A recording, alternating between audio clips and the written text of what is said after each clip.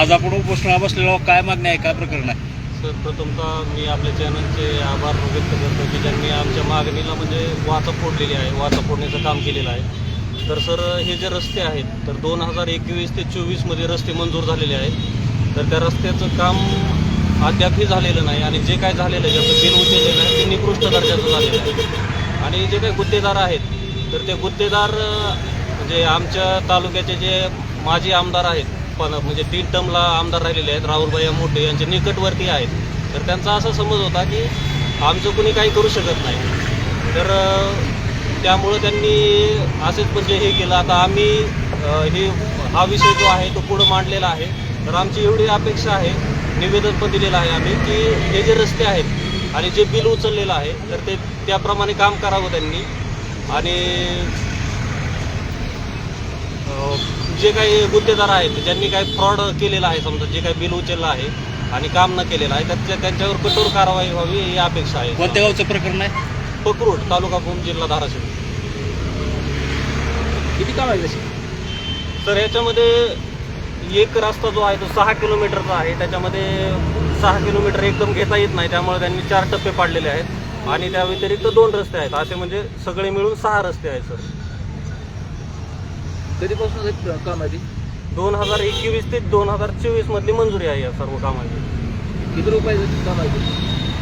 तर याच्यामध्ये काही रस्ते जे आहेत, आता याच्यामध्ये जर बघितलं आपण तर शेत रस्ता वडाचा माळा वस्ती ते सार्वजनिक पाणी पुरवठा विहीर या रस्त्याचं बजेट आहे 19 लाख आणि ॲक्च्युअलमध्ये याचं जे उचललेलं आहे त्याच्यामध्ये 4,99,360 रुपये.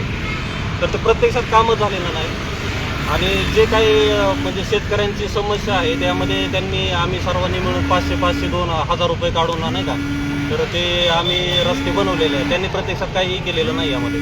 त्यानंतर दुसरा जो रस्ता आहे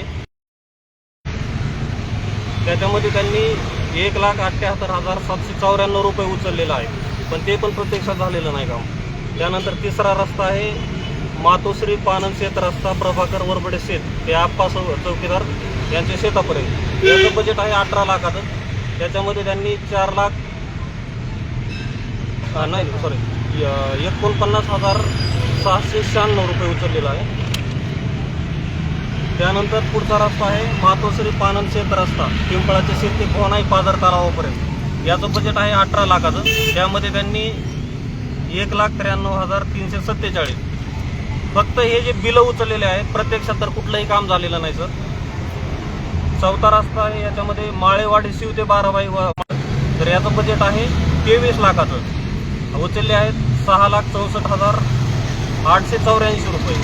आता इथं जर बघितलं सर तर पूर्ण डोंगर म्हणजे माळरान आहे आणि त्यांनी काय केलेलं आहे की प्रत्यक्षात कोणी बघायला समजा शेतकऱ्यांचं काय होतं की आपण तोंडावर कशाला यायचं या, पण आम्ही असे आहोत, आम्ही शेतकरी पुत्र आहोत. आता आम्हाला त्याची जाण आहे आणि जे काही गुत्तेदार आहेत ते पण शेतकरी आहेत. आम्हाला अपेक्षा आहे की बाबा त्यांना तरी जाण पाहिजे की सर बघितलं प्रत्यक्षात तर अजून पण सोयाबीन केलेलं नाही का, तर तिथं काय वाहन पण जात नाही, ट्रॅक्टर जात नाही. सर, शेतकऱ्याला शेतकऱ्याची जाण पाहिजे ना.